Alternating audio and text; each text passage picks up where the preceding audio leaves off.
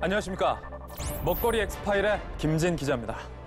오늘은 스튜디오에 포도향이 아주 가득합니다. 세계에서 가장 오래된 과일이 포도라는 것. 그래서 신의 과일이라 불릴 만큼 우리 몸에 포도는 참 이로운 먹거리입니다. 지금 제 앞에는 요즘 마트나 시장에 가면 흔히 볼 수 있는 다양한 포도들이 놓여 있습니다. 특히 이 중에서 가장 쉽게 볼 수 있는 캠벨과 거봉 포도입니다.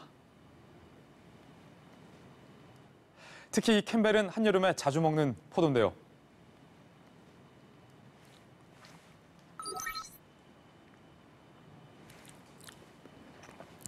쉽니다. 아직은 단맛보다는 새콤한 맛이 더 강합니다. 그럼 거봉은 어떨까요? 알이 참 굵죠?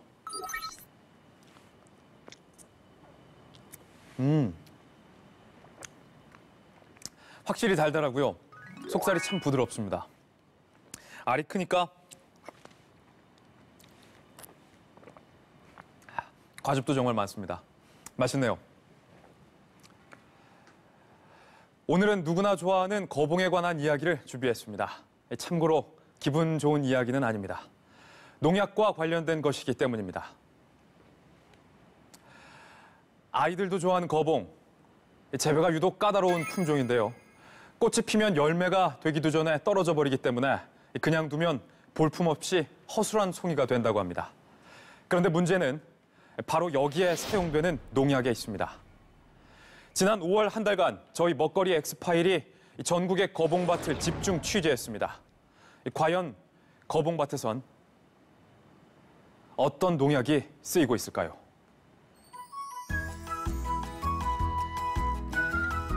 포도향 가득한 하우스 거봉밭.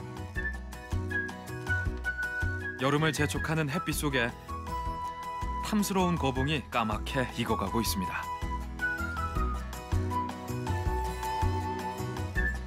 백화점 과일 코너에는 올해 첫 출하된 하우스 거봉이 선을 보였습니다. 거봉의 판매 비중은 꾸준히 높아지며 작년에는 일반적인 캠벨 포도의 인기를 추월하기도 했습니다. 과즙이 풍부하고 당도가 높은 거봉.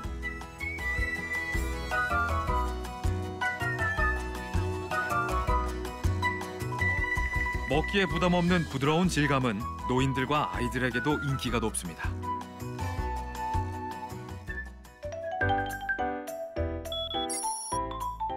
올해 첫 수확을 앞둔 한 하우스 거봉 농가. 이른 아침부터 거봉 출하 준비로 노부부의 손길이 분주합니다.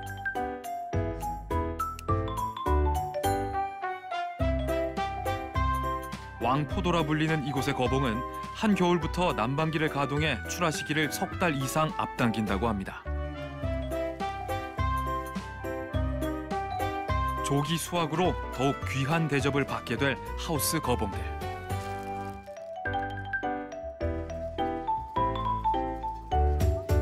한겨울에 흘린 땀과 정성으로 하우스 농가는 본격적인 출하 시기를 맞이하고 있습니다. 그러나 노지의 경우는 사정이 조금 다릅니다. 아직 휑해 보이는 거봉밭에는 한창 꽃이 피고 있습니다.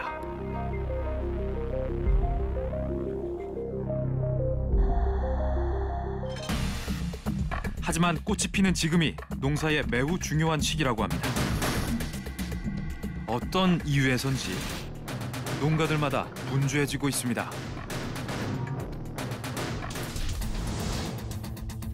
얼마 전 저희 먹거리 엑스파일 게시판에 한 건의 제보가 올라왔습니다. 거봉 농가에서 B9이라는 불법 농약을 몰래 사용한다는 것입니다.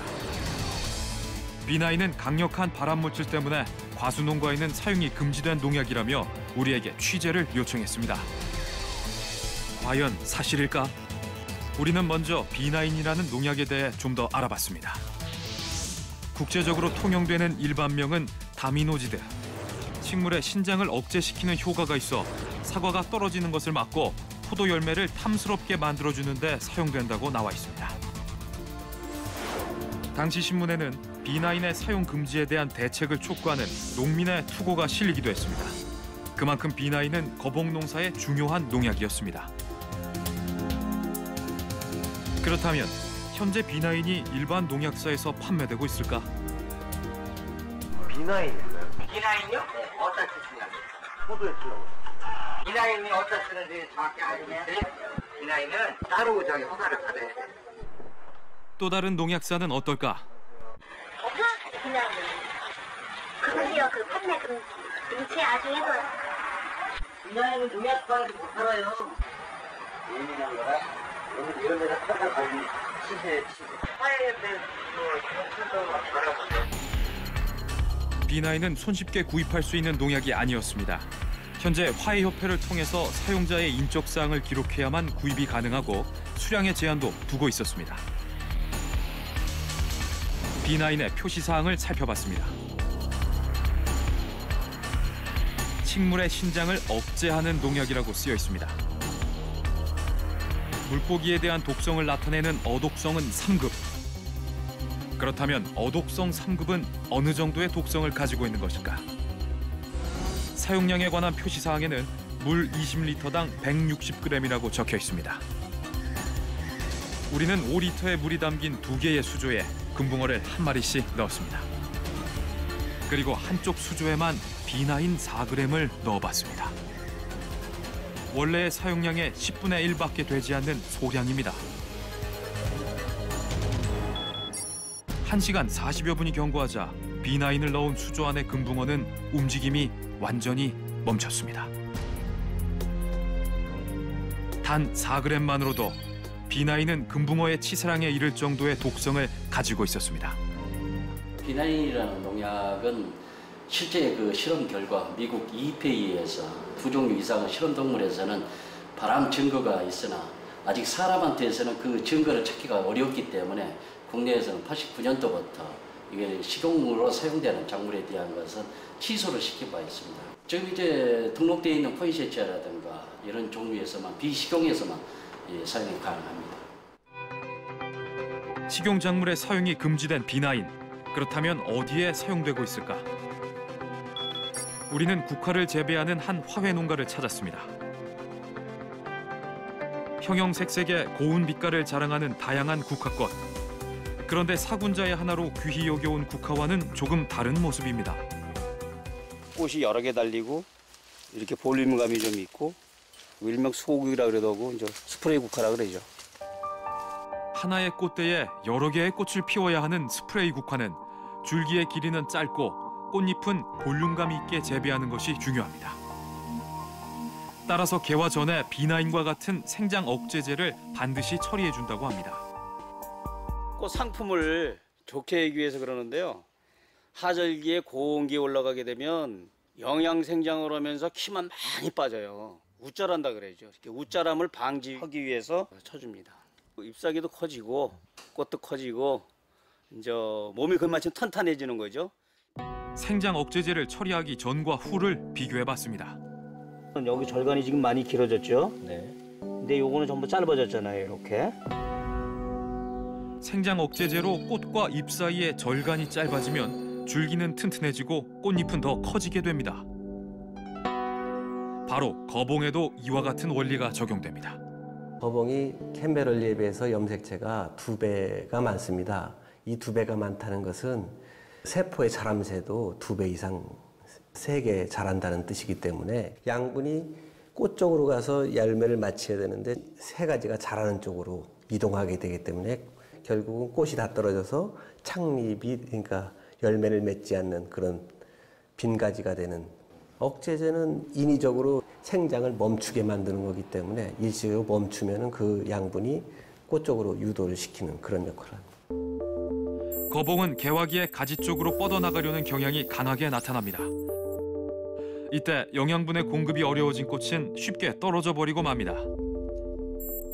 그러나 생장 억제제를 처리해주면 가지 쪽으로의 성장이 멈추면서 영양분의 공급이 꽃 쪽으로 이동하게 됩니다. 발육이 좋아진 꽃은 떨어지지 않고 있다가 곧 열매가 됩니다. 쉽게 말해 송이가 허술해지는 것을 방지할 수 있는 겁니다. 생장 억제제 중 하나인 B9은 바로 이런 이유로 거봉에 쓰였던 겁니다. 그렇다면 금지된 농약 B9은 지금도 거봉 농가에서 사용되고 있을까? 우리는 전국의 거봉농가 밀집 지역을 중심으로 본격적인 취재에 들어갔습니다. 대규모 거봉단지가 모여있는 한 지역. 이른 아침 밭에서 마스크를 쓰고 농약을 치고 있는 한 농민이 보입니다. 과연 거봉밭에 뿌려진 것은 무엇일까? 안녕하세요. 지금 뭐 주시는 거예요? 영양제 같은 거? 거봉 같은 경우는 비나인 쓴다고 하더라고요. 그건 모르겠어요. 비나인이란 이름조차 생소한 듯한 모습. 또 다른 농가는 어떨까? 마침 밭일 중이던 한 농장 주인은 우리에게 꽤 의미심장한 말을 던집니다. 안 쓰면 안 써도 안 돼. 비나인이요? 그런 거안 쓰면 안 돼. 비나인에 대해 뭔가 알고 있는 듯합니다. 근데 비나인이 정확히 쓰면 뭐가 좋아요? 그런 거 해보질 않았어. 약도 비싼 나무가 얼마 안 되니까 몇 주 안 되니까 약도 안 하고 박피도 안 하고 아무도 자연 그대로 익은 대로 그냥 보내. 비나인을 써보지 않았다는 주인 아주머니. 이곳에서도 비나인을 사용한 흔적은 없었습니다. 또 다른 거봉농가. 거봉 같은 것도 보려고 여기 돌아다니는 건데 비나인 쓴다고 하더라고요. 한 차 가지고 약 한 1,400평 정도 치거든? 한 차만 비나이를 쳐봤다고. 근데 전이를 못 봤어. 비나인을 써봤다는 농가 주인. 언제 써보신 거예요? 10년 전은 못 써요. 그 비나이는 옛날 얘기야. 아주 옛날. 10년, 20년 전 얘기야. 한 달간 전국의 거봉 농가를 돌아다녀봤지만 비나인을 사용하는 농가는 다행히 발견되지 않았습니다. 그런데 취재 도중 우리는 새로운 사실을 알게 됐습니다. 거봉밭이 밀집해 있는 한 거봉 산지. 한 농가를 찾아가 봤습니다. 약은 무슨 약 써요? 이제 싸고 공개 나와가지고 그것들 썼어. 싸고 좋은 게 뭐예요? CC라고.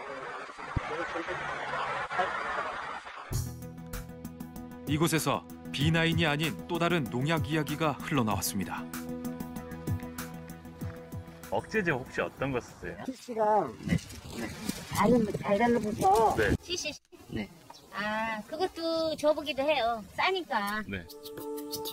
이 지역 대부분의 농가들이 사용한다는 CC는 어떤 농약일까? 그런데 우리는 옆마을에서 CC에 대해 조금 다른 얘기를 들을 수 있었습니다. 혹시 억제제 CC 아세요? CC 뭐 나쁘다라고 하더니 나쁘다 그랬어요? 바람들 찍다 그런데 그게 원래 그거 효과가 안 났다면 다 드시고 싶어. 비나인하고 똑같은 건가? 그거 다 똑같은 종류야. CC는 사실 허가도 나지 않은 불법 농약이라는 겁니다. 우리는 즉시 농촌진흥청에 문의했습니다. CC라는 농약이 포도에 써도 되는 농약인가요? CC라는 약제는 지금 포도라든가 이런 식용으로 써서는 안 되는 농약이에요. 그렇다면 얼마나 많은 농가에서 CC라는 농약을 사용하고 있을까? 사장님은 뭐 쓰세요? 네? 보내가지고 쓰는데 억제제 혹시 어떤 거 쓰세요? CC 줘요. 저기 네 병에다가 20단만 타서 주는 거예요.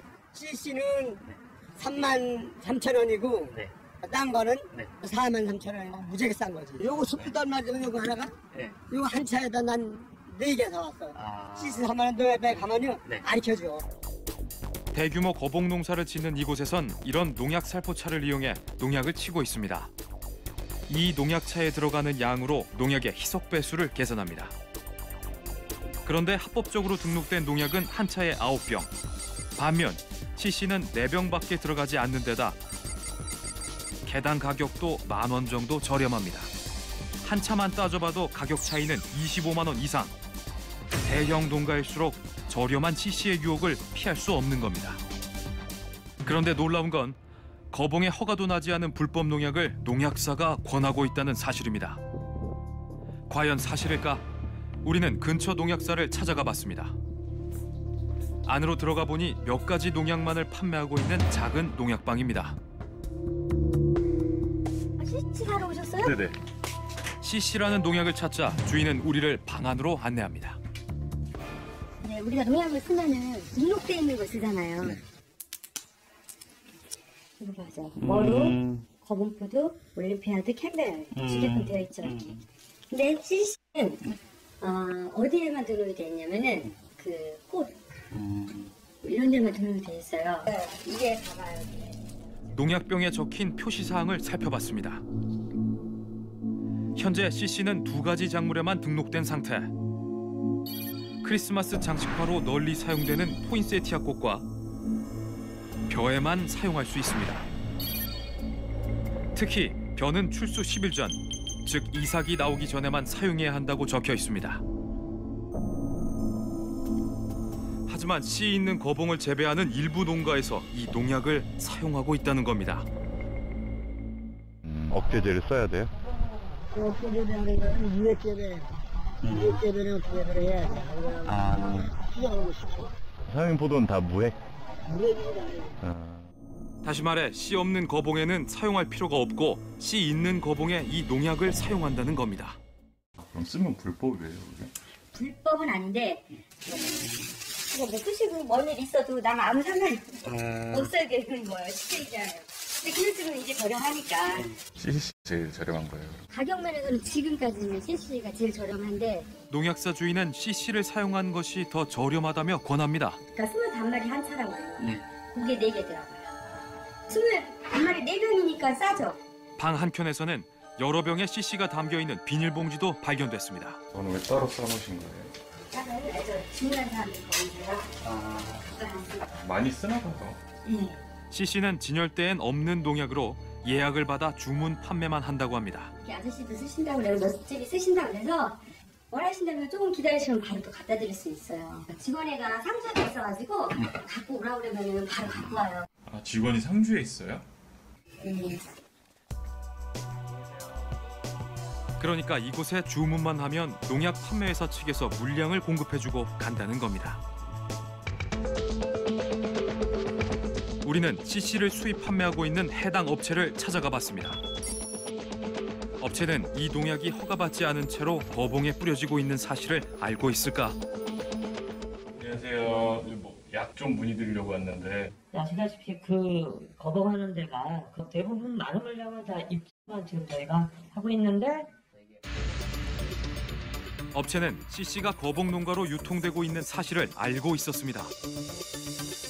허가가 안 됐다고 하더라고요. 포도 쪽으로 승인이 안 떨어졌다고. 그럼 이게 뭐 비나인처럼 그렇게 금지품? 유독물 아닙니다. 이거는 발암물질도 아니고요. 비나인이나 이런 거는 지금 포인세티아, 국화 뭐 이런 거 어대작물 쪽에만 쓰는 게 있지 않습니까? 그거는 음란치 물질 자체가 인체에 무용한 물질이라서 식용적으로 등록을 안 내준 거고요. 저희 이 CC 같은 경우에는 벼에 등록했다는 건 식용에 상용에도 전혀 문제가 없다는 말이에요. 안전에는 전혀 문제될 게 없다는 업체 측. 계속해서 CC를 사용해보라고 권합니다. 천안에도 몇십 화병이 싸지 않습니까? 이거 뭐 효과가 그렇다고 떨어지는 것도 아니고 그래갖고 희석대수만 600배 기준으로 해갖고서 그거만 조금 조절해서만 쓰시면은 전혀 문제가 없는 약이거든요. 그럼 구입하려면 어떻게 해야 되는 거예요? 사장이라고 그러면 일단 그분하고 얘기를 하시면 돼요. 그분한테 다 정권이 이미 있기 때문에 그분을 통해서 하시면 돼요. 업체 측에선 CC의 판매 담당자가 따로 있다고 했습니다. 우리는 그 판매 담당자에게 전화 연결을 시도했습니다. 여보세요? 네. 이거 CC 때문에. 안녕하세요. 제가 팝콘을 잘 갖고 있습니다. 가격 대비 싸고 효과도 괜찮고요. 재벌만 안 주시면 돼요. 제 차 두 번 약이라고 제 차 살포하게 되면은 완전 옥수수가 돼버려요. 약이 좀 셉니다. 그럼 이거를 에서만 구할 수 있는 거예요? 네, 그렇습니다. 거봉시장에서 타켓을 잡아가지고 저희 판매를 하니까요. 한 거는 저희가 조금만 드리고 있어요, 지금. 4년 동안 제가 좀 보급을 많이 했죠, 이제. 그래서 좀 전략적으로 제가 좀 이렇게 전략을 좀 짜가지고 제가 좀 보급을 좀 많이 했습니다. 4년 전부터 한 개 지역 거봉 농가에 전략적으로 CC를 보급했다는 판매 담당자. 다른 지역 거봉산지에서는 CC 사용 사실을 확인할 수 없었습니다. 발암 물질이 발견돼서 더 이상 과수 농가에서 사용이 금지된 농약 B9입니다. 전국의 거봉밭을 돌며 취재한 결과 이 B9을 사용하는 농가는 없었습니다. 이때까지만 해도 참 다행이라고 생각했습니다. 그런데 국내 최대 거봉 산지로 손꼽히는 한 지역에서 거봉에 허가도 나지 않은 정체모를 불법 농약을 공공연하게 사용하고 있는 사실이 발견됐습니다. 이것이 바로 그 지역 거봉 농가에서 일명 CC라 불리는 농약입니다. 미등록 불법 농약을 친 거봉. 과연 먹어도 괜찮은 걸까요? 제가 직접 이 문제를 취재했습니다. 가장 먼저 찾아간 곳은 농약을 관리 담당하고 있는 농촌진흥청입니다. 미등록 농약을 사용하는 게 어떤 문제가 있는지 알아봤습니다. 여기 보면은 등록작물이 벼하고 포인세트야 화에만 돼 있는데 등록되지 않은 농약을 거봉에 쓰는 게 안전에는 이상이 없는지. 이거 써서는 절대 안 되죠. 일단 뭐 거봉에 등록되지 않았기 때문에 잔류 양상이라든가 이제 사람한테도 영향이 있을 수도 있었겠고, 그다음에 환경이라든가 이런 부분들도 당연히 아마 있을 거로 예측을 하고 있습니다. 네. 그러면 농약이 묻은 거봉을 먹을 수도 있다는 위험성이 있다는 거네요. 어떤 이제 그런 부분까지도 예측을 할 수 있을 것으로 보고. 미등록 농약은 독성과 잔류량에 대한 기준이 전혀 없어 안전성을 담보할 수 없다는 겁니다. 해당 업체에서는 이 식용인 벼에 등록이 돼 있으니까 거봉 같은 먹는 거에 써도 전혀 무방하다 이렇게 지금 주장을 하고 있고. 저희 이 CC 같은 경우에는 벼에 등록했다는 건 식용이 사용에도 전혀 문제가 없다는 말이 됩니다. 해당 업체에서도 그렇게 이야기가 됐었으면은 이것도 불법이죠. 여기서 해당 업체에 관련된 그런 쪽으로 추천을 하거나 했었을 때는 관련 규정에 의해서 거기다 이제 처벌을 받게 되겠죠. 판매하는 사람한테는 뭐 과태료 부과를 할 수가 있을 겁니다. 그러나 지금 지자체에서도 농진청이랑 같이 단속을 하게 되는 건가요? 앞으로 절차는? 네, 이제 지금 이제 농약 관련해가지고 유통 단속을 할 수 있는 기관이 뭐 진흥청이라든가, 그 다음에 시도, 시군, 구에서 이제 단속을 이렇게 유통 관리를 하도록 그렇게 되어 있습니다. 현재 처벌 규정은 있지만 책임자를 가려내고 단속하는 일은 간단치가 않았습니다. 우리는 해당 지역의 관할 시청을 찾았습니다. 거봉은 이 지역 대표 특산물. 그렇다면 농약에 대한 관리 단속은 어떻게 이루어지고 있을까? 농진청에서 여기 보시면 이거는 거봉에 쓸 수 없는 품목이라서 거봉 농사에 쓰면 불법이라고 저희한테 입장을 밝혀왔는데 저희는 못 들었어요. 우리는 농약은 저희가 이제 판매업소 관리를 하는 것뿐이거든요. 저희가 지역 거봉 농가에서 쓴 지가 꽤 몇 년이 돼 온 걸로 저희가 알고 있어요. 혹시 전혀 단속된 적은 없나요? 글쎄요, 그거는 저희가 과수의 그 종류가 워낙 많은데 그 농약을 다 알 수 없는 거고, 그 사람들이 뭐 화에다 쓴다고 사갈 수도 있는 거고 관리를 다 확인할 수는 입장은 아니거든요. 그럼 지금 문제가 있는 건 맞는 거죠? 법을 우선 따져보고서 결론적으로 문제가 됐다고 판단했을 때는 우리가 문제를 삼을 수가 있는 거죠. 지금 그럼 지금 법 규정에서는 이거 문제가 안 될 수도 있다는 말씀이세요? 우선은 등록이 안 된 농약을 진흥청하고 한번 협의를 해서 그거에 대해서 결과를 결론 줘봐요. 진흥청에서는 이미 불법이라고 저희한테 답변이 왔다. 그러니까요. 저희도 협의를 한번 해봐야 된다는 거죠. 뭘 협의하는 거예요, 진흥청? 확인을 해봐야 된다는 거죠. 제가 이게 화해라고 돼 있는. 화해랑 벼만 된다. 그만 된다고 했을 때. 그럼 거봉에 쓰이면 불법이잖아요. 그러면 뭐 더 확인할 게 아니라 이거 상황으로도 심각한 상황 아닌가요? 문제가 되는 거 아닌가요? 우선은 명백히 확인을 해봐야죠. 거듭 확인을 해봐야 한다고 주장하는 담당 공무원에게 우리는 관련 영상을 보여줬습니다. 화면에서 눈을 떼지 못하는 담당 공무원. 여기 업체요? 보시니까 저희는 충분히 문제가 있어 보이거든요. 이렇게 얘기하면 안 되죠. 최근에 단속하신 시점이 언제인지 여쭤봐도 될까요? 단속은 저희가 최근에 이거에 대해서 단속한 적은 없어요. 그거는 추후에 저희가 불법 대상이 된다고 하면은 현장 나가가지고 담당자 현장 나가가지고 사전 조사를 한 다음에 거기에 따른 대응을 해야죠. 해당 지역에서는 불법 농약에 대해서 집중적인 단속 한 번 이루어진 적이 없었습니다. 우리는 마지막으로 문제의 농약 CC를 수입 판매하는 업체를 찾아갔습니다.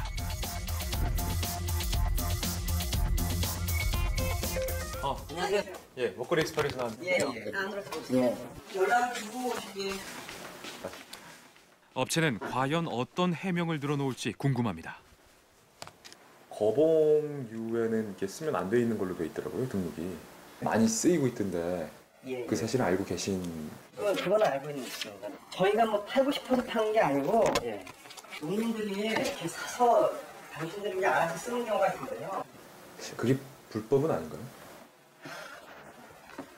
그건 불법이라고 말할 수는 없고요. 이거를 뭐 거봉에 쓰십시오라고 광고를 했으면은 저희 잘못이죠.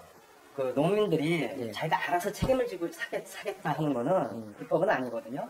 저희가 잘못한 건 아니거든요. 저는 책임이 없으신. 그렇죠. 저희는 솔직히 책임이 없는 거예요. 책임을 강력히 회피하고 나선 업체 측. 그렇다면 적극적으로 농민들에게 판매한 사실은 문제가 없을까? 유일한 판매책에 대해서 물었습니다. 판매업체 한 분이 일주일 동안 상주에서 판매한다고 하시더라고요. 꼭 거봉을 좀 타겟팅해서 판매를 하시거나 그러시진 않고요.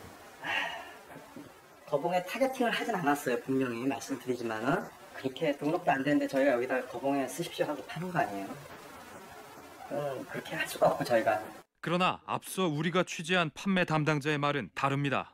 거봉시장에서 타켓을 잡아가지고 저희 판매를 하니까요. 네. 4년 동안 전략적으로 제가 좀 이렇게 전략을 좀 짜가지고 제가 좀 그 보호를 좀 많이 했습니다. 그분은 여기 회사 직원. 저희 직원이 아닐 거예요. 어떤 관계가 있는지 혹시? 저희 직원은 아닙니다. 그 판매하고 나면 저희가 이제 수수료를 주게 되는 거죠. 이번엔 직원이 아니라는 이유로 또 한 번 책임을 회피하는 업체. 그래서 제가 발언 기회를 드리는 게 명확히 하셔야 될 것 같아서. 엄밀히 말하면 농민들이 쓰는 건 불법행위인데 그 불법행위에 대해서는 전혀 책임이 없다고 생각하시는 거예요? 저희가 그걸 뭐 어떻게 막을 수가 없잖아요. 농민이 내가 이거 필요하니까 내가 사겠다 하는데 그렇잖아요. 뭐 저희가 뭐 어떻게 컨트롤할 수 있는 부분은 아닙니다. 그렇다면 안전성에 대해선 여전히 자신할 수 있을까? 포도에 쓰면 안전한지가 가장 궁금하거든요. 많이 쓰고 있으니까. 근데 안전성에는 거봉에 써도 이상이 없나요? 솔직히 안정성이 어떻게 100% 담보된 건 아니지만은 다른 작물에 사용되는 케이스를 봐갖고 안전할 거다. 이게 추측은 하는 거죠. 하지만 소비자의 안전은 추측해서 해결될 일이 아닙니다. 업체에 보다 책임 있는 자세가 필요합니다. 모든 책임을 농민들에게 돌리고 자신들은 아무런 책임이 없다는 해당 업체의 주장. 여러분은 이해가 되십니까? 현행법상 1차 책임은 농약을 사용한 농민에게 있습니다. 때문에 해당 업체는 이를 악용하고 있는 겁니다. 이래선 안 됩니다. 하나의 농약이 어떤 작물에 쓰도록 등록이 되려면 3년에 걸쳐서 여러 가지 시험을 하게 됩니다. 여기엔 인간이나 가축, 생태계에 미치는 독성이나 농약 잔류량까지 검사를 하게 되는데 이것을 모두 통과해야만 비로소 농약으로 사용할 수 있는 겁니다. 이런 과정이 전혀 없는 미등록 농약을 친 거봉. 여러분은 믿고 드실 수 있겠습니까? 수입 농산품의 범람 속에서 우리가 국내 농산물에 바라는 건 간단합니다. 믿고 먹을 수 있는 안전한 농산물입니다. 소비자들은 물론 정직한 농가까지 피해가 가지 않도록 저희 먹거리 엑스파일은 해당 지역의 거봉밭을 지속적으로 지켜볼 겁니다. 이번에 소개해드릴 음식은 예부터 내려오는 전통 음식 중 하나입니다. 풍부한 고기 육즙과 부드러운 식감. 바로 떡갈비입니다. 유래도 다양한데요. 임금님 체면에 손으로 갈비를 뜯을 수가 없어서 젓가락으로 먹을 수 있게 만들었다는 설도 있고요. 쇠고기를 다져 만든 모양이 마치 떡과 같다 하여 떡갈비라고 불리게 되었다는 이야기도 있습니다. 지금 제 앞에는 다양한 떡갈비들 모두 시중에서 판매되고 있는 떡갈비들이 있습니다. 떡처럼 생겼나요? 그러고 보니 제 앞에 있는 이건 꼭 시루떡처럼 생겼습니다. 그리고 이건 햄버거 안에 들어가는 패티처럼 생겼고요. 모양이 제각각입니다. 맛있어 보이는데요. 전통 떡갈비에는 과연 어떤 재료가 들어갈까요?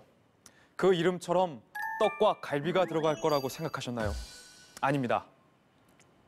소의 갈비살 부위를 다져서 양념한 후에 갈비뼈에 얹어서 구워낸 것을 떡갈비라고 합니다. 떡은 들어가지 않습니다. 하지만 여기에 놓여있는 그 많은 떡갈비 중에서 갈비살이 들어있는 떡갈비는 단 한 개도 없습니다. 어쩌면 저와 여러분은 지금까지 갈비살 하나 없는 무늬만 떡갈비를 먹었는지도 모릅니다. 갈비가 없는 떡갈비. 저는 배신감 드는데요.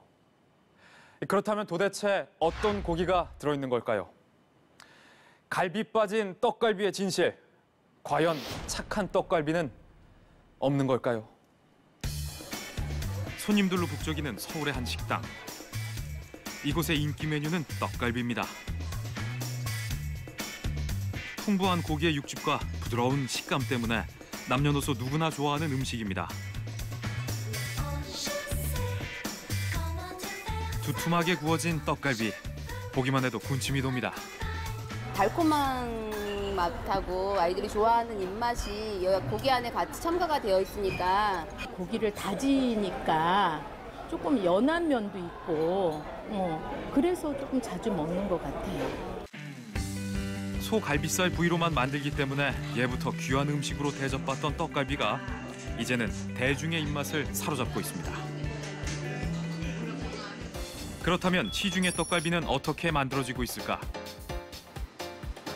서울 시내의 한 대형 백화점. 떡갈비를 팔고 있는 한 프랜차이즈 식당을 찾았습니다. 식당 안은 손님들로 가득합니다. 떡갈비의 가격은 12,900원. 잠시 후 주문한 떡갈비가 나왔습니다.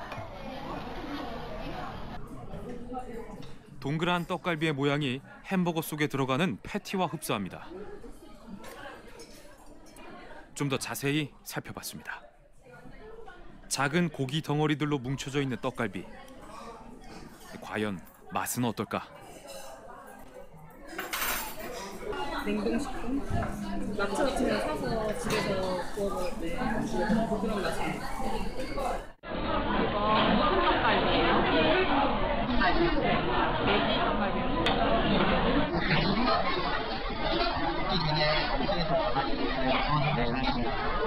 아, 그럼 여기서는 데우기만 하는 거예요? 손쉽게 만들어지고 있는 떡갈비. 왠지 전통과는 거리가 있어 보입니다. 우리는 떡갈비를 판매하고 있는 또 다른 식당을 찾아가 봤습니다. 먼저 메뉴판을 살펴봤습니다. 떡갈비의 가격은 15,000원.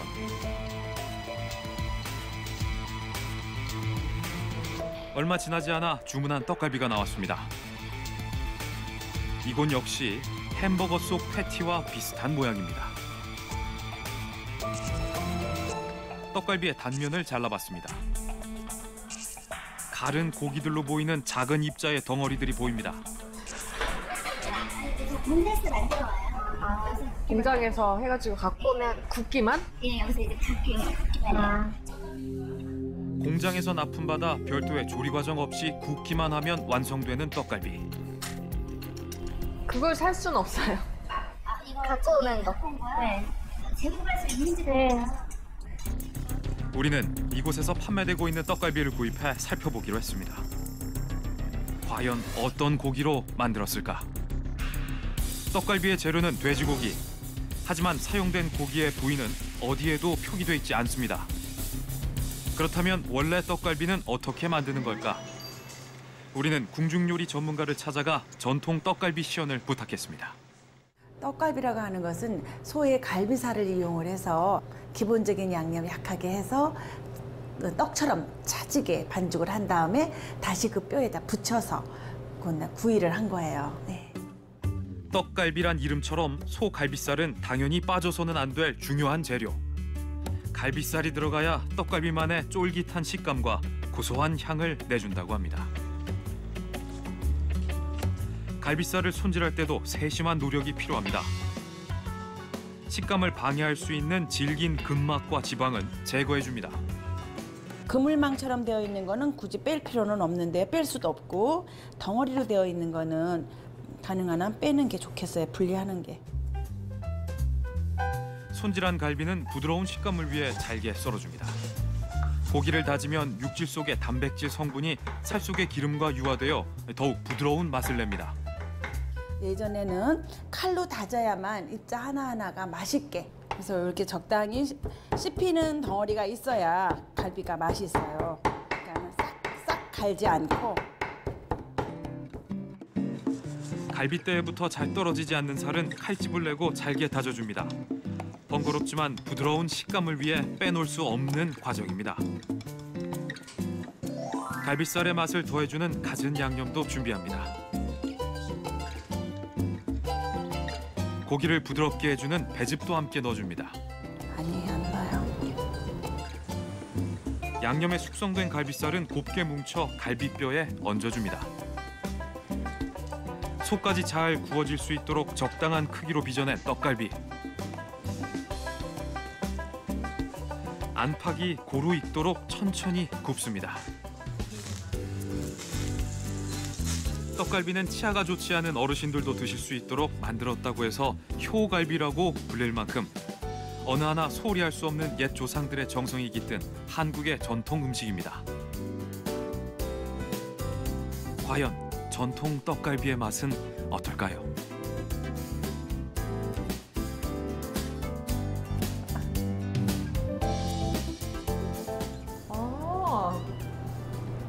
이런 떡갈비 한 번도 안 먹어봤는데?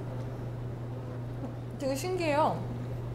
이렇게 다지는 과정이 들어가서 그런지 진짜 부드럽고, 그렇죠. 육즙이 그대로 살아있어요. 네. 그리고 양념이 그렇게 강하지 않은데도 고기 자체에 단맛이 있는 것처럼 입에 이렇게 씹으면 씹을수록 맛이 도는데요? 갈비살에 진한 육즙을 머금은 전통 떡갈비. 공장에서 만든 떡갈비와는 큰 차이를 보입니다. 하지만 이 음식들의 이름은 하나, 떡갈비입니다. 우리는 인터넷에서 판매하고 있는 다양한 떡갈비 제품을 구매해봤습니다.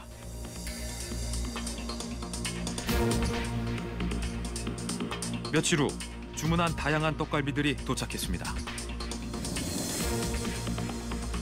돼지고기와 닭고기를 갈아 만든 제품, 갈비살 대신 숯불갈비 소스가 첨가된 제품입니다. 국내산 돼지고기와 호주산 소고기를 갈아 만든 이 제품 역시 갈비살은 들어있지 않습니다. 이 떡갈비에도 갈비살 대신 돼지고기가 들어가 있습니다. 우리가 구입한 제품 어디에도 갈비살은 들어있지 않았습니다. 우리는 떡갈비가 어떻게 만들어지고 있는지 알아보기 위해 인천에 위치한 제조 공장을 찾았습니다.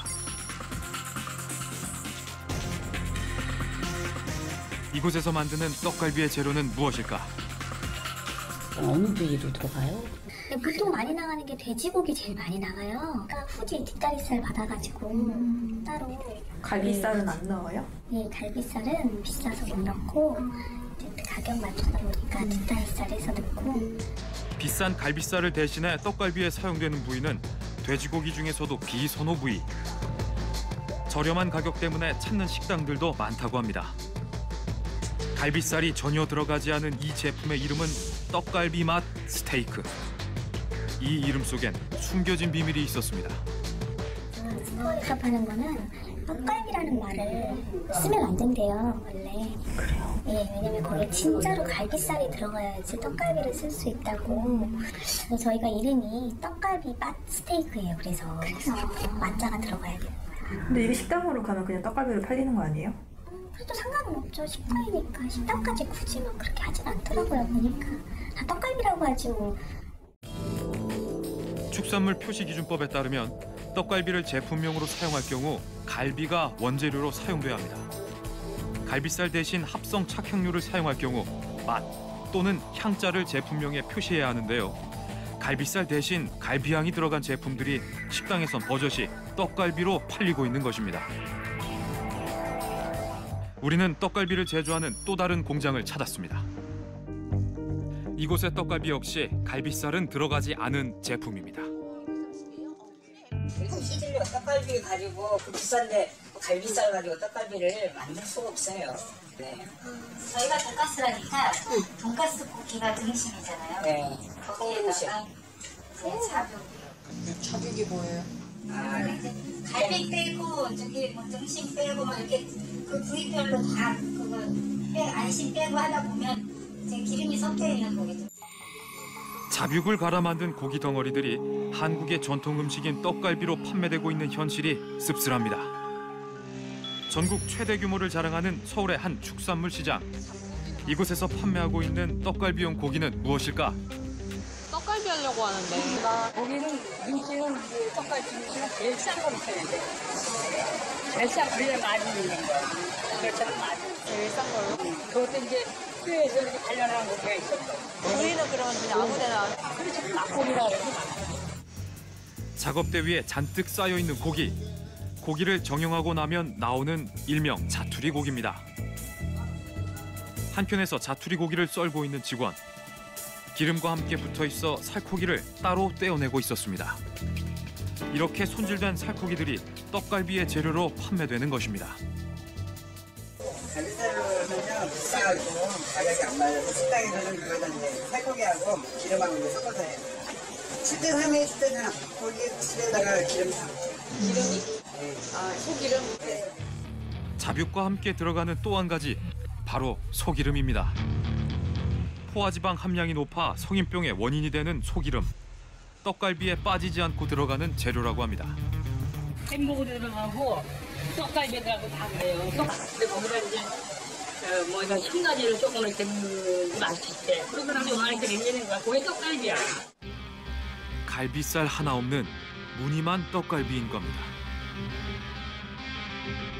그렇다면 갈비살만으로 떡갈비를 만드는 곳은 없을까? 우리는 전국의 떡갈비 전문점 약 200여 곳에 전화를 걸어 사용하는 부위를 확인해 보기로 했습니다. 그 부위는 갈비살로만 해서 다져주시면 갈비살하고 섞입니다. 아, 갈비살이 어디랑? 네. 갈비살하고 양지살인 거하고 두 개가 섞여요. 아. 갈비살은 아니고요. 네. 일반 전육살로 하는 겁니다. 갈비살로 하면 35,000원 정도 가야 됩니다. 100% 갈비살은 아닙니다. 갈비살 부위로 만들어진 건가요? 예, 갈비살로만요. 아, 다른 부위는 안 섞으시는 거예요? 다른 부위는 전혀 안 들어가요. 갈비살로 해가지고 받아서 갈비뼈랑 같이 나오는 거거든요. 갈비살만으로 떡갈비를 만들어 사용한다는 곳은 총 20곳.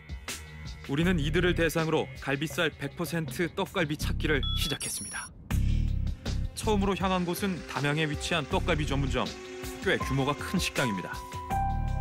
한우 떡갈비 1인분의 가격은 23,000원. 다소 비싼 가격입니다. 부위는 어디예요? 갈비살. 갈비살? 아. 손을 잡잖아 우리가 진짜. 떡갈비 두 2인분 맛있게 해드리시고. 맛있게 해주세요.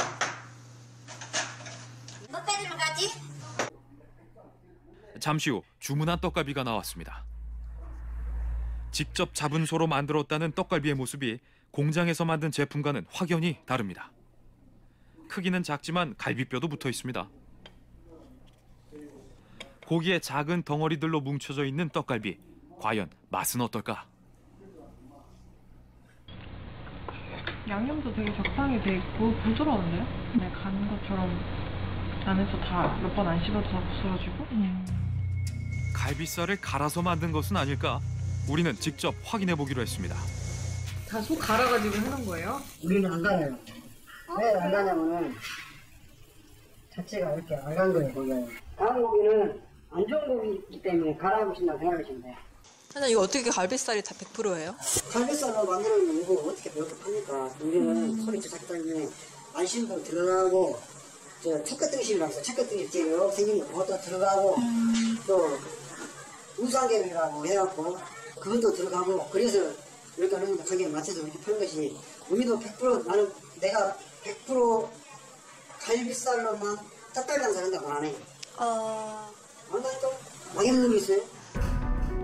우리는 아쉬운 마음을 안고 또 다른 떡갈비 전문점으로 향했습니다. 인적이 드문 외진 곳에 위치한 곳. 식당 안은 손님이 없이 한산합니다. 메뉴판을 살펴보니 떡갈비 1인분의 가격은 2만 원. 떡갈비 2인분. 드디어 떡갈비가 나왔습니다. 떡갈비의 모양이 마치 시루떡과 비슷합니다. 두께도 다른 곳에 비해 상당히 두껍습니다. 고기도 엄청 두껍게 나오잖아요. 고기의 썰린 모양이 다른 식당과는 차이가 있습니다. 과연 맛은 어떨까? 진짜 그냥 갈비 먹는 것 같다. 마치 갈비를 먹듯 고기의 육질을 느낄 수 있었던 떡갈비. 이곳은 과연 소 갈비살만을 사용해 떡갈비를 만드는 곳일까? 우리는 떡갈비 만드는 과정을 조금 지켜보기로 했습니다. 이게 다 갈비살이에요? 갈비살로 다져갖고 만들거든요. 근데 갈비 100%로 하면 돈이 그러니까 이제 갈비살 조금 하고 이제 등심 있는 데서 조금 하고. 예. 조금씩 같이 섞어서 하더라고요. 갈비살로만 하면 맛은 어때요? 갈비살이 원 좋지요. 원 비싸다고. 좋은 재료를 아끼지 않고 사용했지만 100% 갈비살만으로 떡갈비를 만드는 일은 쉽지 않았습니다. 보다 정확한 검증을 위해 요리 전문가와 식육 전문가가 함께했습니다.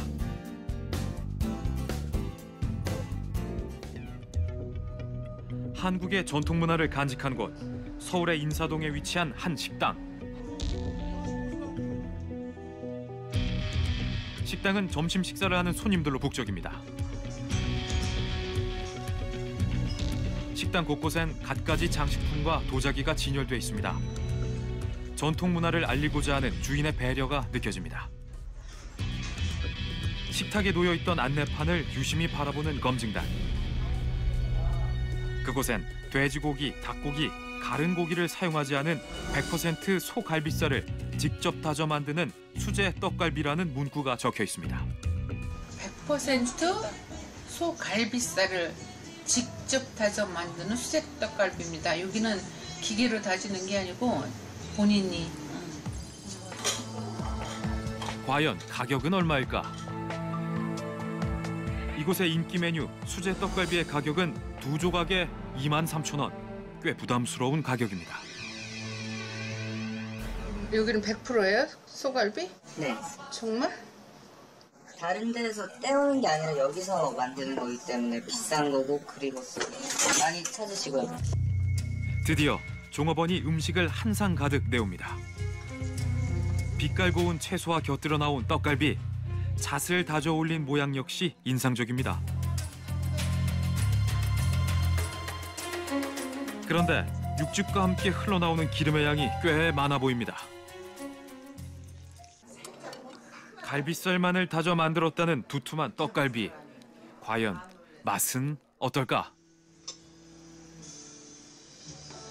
서양 사람들이 와서 먹으면서 거기도 요새는 햄버거 패트 100% 소고기라고 해서 고기만 가지고 다시 사는 것들이 많이 있어요. 그러니까 그 맛하고 뭐가 다를지 그거를 갸우뚱하지 않을까 싶어요.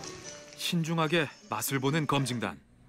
육즙이 빠지면 그야말로 푸실푸실하고 거꾸로 어떤 맛이냐면 얼었다가 녹았다가 얼었다 녹았다면 고기가 주방장을 불러 확인해봤습니다. 고기가 되게 너무 파실파실해서 이렇게 모래알같이 가시가만 생기면 이걸 바로 치료해가지고 저희가 굽는 게 아니고 이거를 또 반장해서 저희가 손님이 많이 오기 때문에 냉동했다가 해동을 해서 이렇게 굽기 때문에 얼었다 녹았다 어떤 곳을 갈비 번살하고 그다음에 뒷갈살 네, 알목심 슬라이스 알목심이 조금 들어가고요. 알목심. 네. 그러면 100% 갈비는 아니네. 네, 100% 갈비는 했었는데요. 네, 이제 저희가 타선이 하면서 이제 조금씩 섞기 시작한 거고요. 소 갈비살만을 사용한다는 안내 문구와는 상반된 얘기. 그러면 이렇게 적어놓으면 안 되는 거 아니에요? 이거 제가 수정으로 말씀드렸는데. 있는데. 죄송한데 제가 바로 조치해드릴게요. 이거는 예전에는 이게 100%가 맞았는데요. 이제 이거 제가 바꿔달라 말씀드렸는데 이게 아직 좋지가 않죠. 그게 바뀐 지는 얼마나 됐어요? 바뀐 지 좀 됐죠? 한 2-4달 정도? 갈비살 100%라는 자부심이 무색해집니다. 씁쓸한 마음을 안고 마지막 후보지인 담양을 다시 찾았습니다. 떡갈비의 본고장답게 50년 전통을 자랑하는 식당입니다. 식당 입구에 보이는 현수막에는 정육을 분쇄하여 만든 동그랑땡이 아닌 한우 암소갈비와 갈비살로 만든 떡갈비라고 적혀 있습니다. 이번엔 진짜 갈비살 100% 떡갈비를 맛볼 수 있을까? 기대가 됩니다. 떡갈비 1인분의 가격은 27,000원. 적지 않은 가격입니다. 메뉴판 옆에 붙어있는 등급 판정서에서 한우 암소임을 확인할 수 있습니다. 한우는 암소가 좋은가 봐요. 한우 암소 갈비를 쓰는 거 보니. 예전에 보면은 이 음식을 잘하는 집들은 거의 한우 암소를 갖다. 얼마 지나지 않아 주문한 떡갈비가 나왔습니다. 갈비대에 얹어 구워낸 떡갈비의 모습이 전통 떡갈비와 흡사합니다. 과연 갈비살이 맞을까?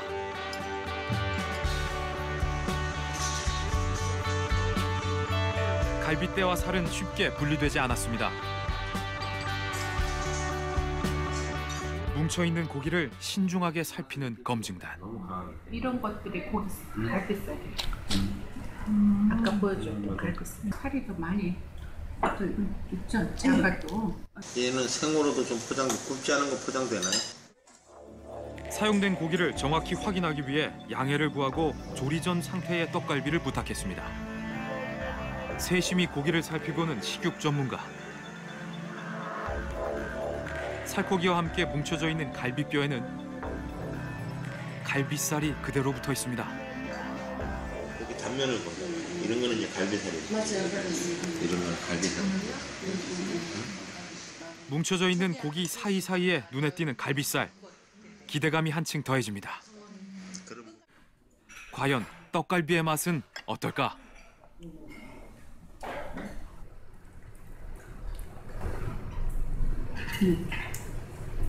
조금만 씹히는 게 나아. 그래요? 일단 촉촉해요. 촉촉해요?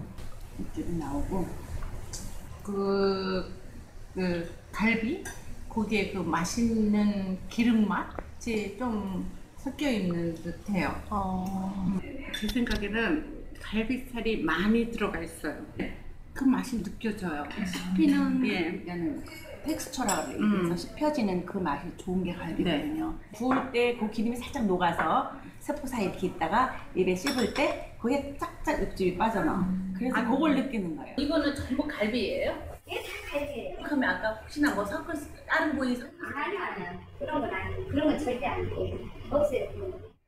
검증을 마친 전문가들, 이 식당에 대한 평가를 들어봤습니다.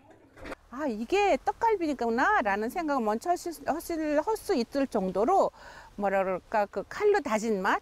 근데 그 맛은 이 식당에서는 갈비 다진 맛은 정말 조리 잘하셨다는 생각이 들었어요. 갈비 특유의 고기가 씹혔을 때 그 육즙, 지방질과 육즙이 딱 녹아 나오는 그 맛이 좀 적당했어요. 100% 갈비라고 해도 저는 믿어져요. 전문가들의 평가대로 과연 갈비살만을 사용하는 곳이 맞을까? 우리는 공개 검증을 부탁하기로 했습니다.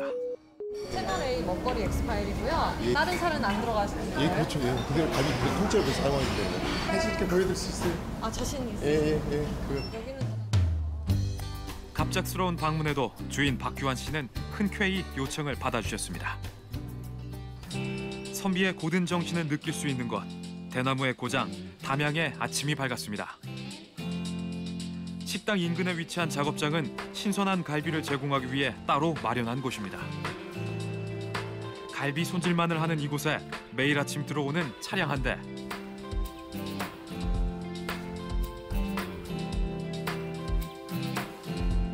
오늘도 어김없이 갈비가 배달됐습니다.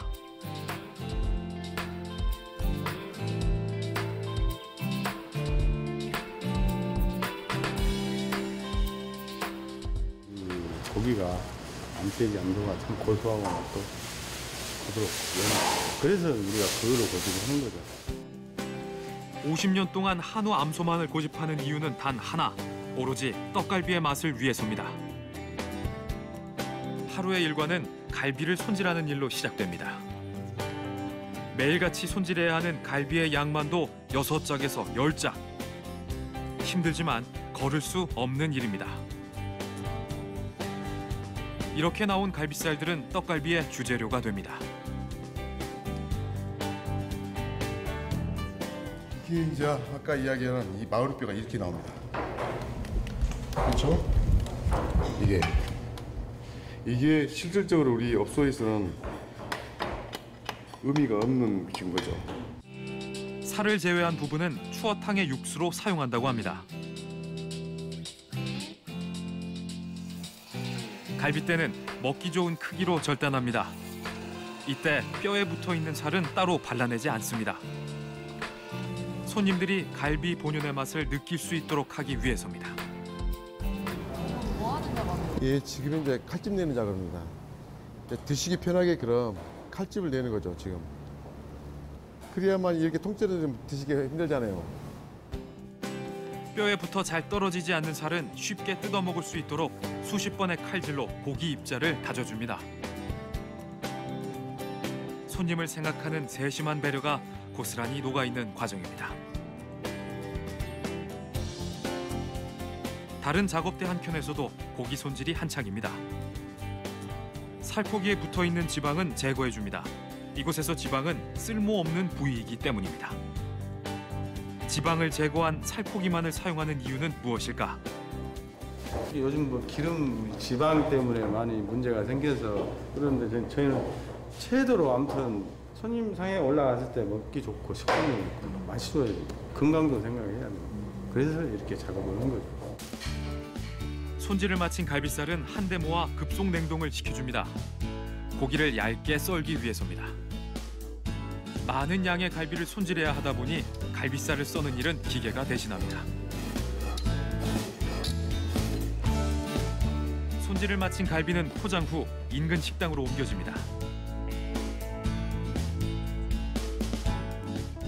어머니의 신념을 이어받아 오랜 세월 장사를 하다 보니 어느새 식당의 규모도 커져갔습니다. 이제 떡갈비의 맛을 장식하는 양념을 만들 차례. 양념이 너무 강하면 안 되거든요. 그래서 기본적인 양념으로 되게 하는 것이 전통 양념입니다. 그래서 되게 이제 여기 사과, 배, 양파, 마늘, 생강. 그래서 여기서 이제 그 다시마 종류라든가 그래서 멸치 해가지고 지금은 이제 약재 부분 해가지고 분말. 떡갈비 양념의 기본은 간장. 직접 만든 조선 간장과 양조 간장을 비율에 맞춰 넣어줍니다. 담백한 맛과 단맛이 한데 어우러져 그 맛이 배가 됩니다. 그리고 고기에 연육작용을 돕는 배즙도 넣습니다. 마지막으로 직접 혼합한 조미가루를 준비합니다. 뭘로 구성되어 있는 거예요? 이게 다시마, 멸치, 후추, 한약재 몇 가지. 이거는 안 넣어요? 이거는 이제 소량 들어가는데 거의 안 들어간다고 생각하시면 됩니다. 왜 넣으셔요? 습관적인 것 같은데 저는 이제 습관적인 것도 지향하려고 그래요. 지금까지 쭉 해왔던 것 보면은 됐으면 옛날 방식 그대로 좀 공수하려고 하는데. 천연 재료와 인공 조미료가 첨가된 양념장은 별도의 숙성 과정이 필요합니다. 저온에서 2주가량 숙성시켜야 더욱 깊은 맛을 낸다고 합니다.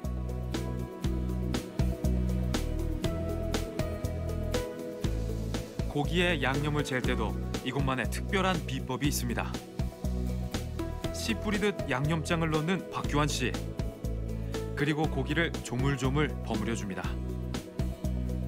보통 고기가 흥건히 젖을 정도로 양념에 재우는 방식과는 달라 보입니다. 어느 부분은 과하게 양념이 안 들어가 버리고 어느 부분은 과하게 양념이 들어가 버리고 그러다 보니까 좀 번거롭더라도 풋불이도 돼서 골고루 이렇게 해서 하는 겁니다. 그 이유는 그겁니다. 양념을 조금씩 넣어 버무린 갈비살은 숙성 과정을 거친 후 또다시 양념에 재웁니다. 한꺼번에 염류 부분이 들어갔기 때문에 이게 삼투압이 열기해서 이 자체가 고기가 가지고 있는 육즙이 빠져버립니다. 그래서 육즙을 최대한 자기가 가지고 있는 육즙을 보존하면서 이것을 하기 위해서 세 번에 걸쳐서 하는 거예요. 이제 떡갈비를 만드는 마지막 과정. 3차 양념을 끝낸 갈비살은 갈비대 위에 얹어 모양을 빚어줍니다. 단 한 가지 과정만 소홀해도 달라지는 맛. 떡갈비는 오롯이 정성으로 만들어내는 것입니다. 주문과 동시에 구워내는 떡갈비. 육즙이 빠져나가지 않도록 골고루 구워내는 것 역시 기술이 필요합니다. 정성스레 준비한 떡갈비, 이제 손님상에 오를 차례입니다. 식당은 떡갈비를 먹기 위해 찾아온 손님들로 가득합니다. 부드러운 식감의 떡갈비는 아이들도 어른들도 좋아하는 음식입니다. 맛있어요. 너무 가른 것 같지 않고 다져서 이렇게 좀 씹히는 맛이 조금 더 많이 느껴지는 것 같고 육즙이라 그러나요? 즙 같은 거? 그런 것도 촉촉한 것 같아요. Because the meat is a little bit shredded, there's more taste in it, and they are using some special spices. So this is very special. 떡갈비는 한국의 맛을 전해주는 귀한 선물입니다. 최소한 갈비를 사용해야만 갈비명을 사용하는 거. 음식명과 재료가 일치한다는 거. 그게 신뢰고 믿음이라고 저는 생각하거든요. 오랫동안 변함없이 지켜온 맛. 전통을 지키고자 하는 박규환 씨의 강한 신념이 있기에 가능한 일입니다. 취재 결과 부위도 알 수 없는 잡육으로 떡갈비를 만드는 곳도 많이 있지만 좋은 재료를 아끼지 않고 사용하는 식당도 많았습니다. 하지만 소 한 마리당 나오는 갈비살의 양이 워낙 적고 또 그 가격도 비싸기 때문에 오로지 갈비살만으로 떡갈비를 만드는 식당을 찾는 일, 생각보다 쉽지 않았습니다. 갈비살 100% 떡갈비, 정말 어렵게 찾았습니다. 지금 제 앞에 놓여 있는 이것이 질 좋은 한우 암소의 갈비살로 만든 떡갈비입니다. 보시는 것처럼 이렇게 갈비뼈도 붙어 있고요. 100% 갈비살로만 만들어진 떡갈비의 맛 궁금하시죠? 잘 먹겠습니다. 일단 향이 너무 고소하고요.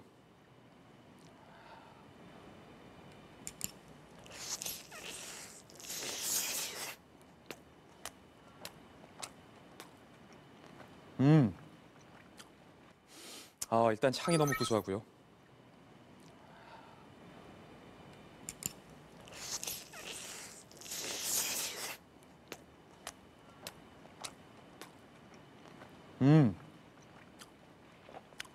굉장히 부드럽고요. 양념이 강하지 않으니까 갈비살 특유의 고소한 맛이 입안에 가득합니다.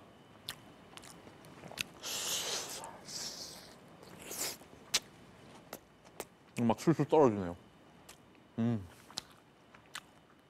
이 맛이 진짜 떡갈비의 맛이었군요. 그럼 이처럼 뼈에 붙어있는 갈비살은 어떨까요? 좀 질길 것 같은데.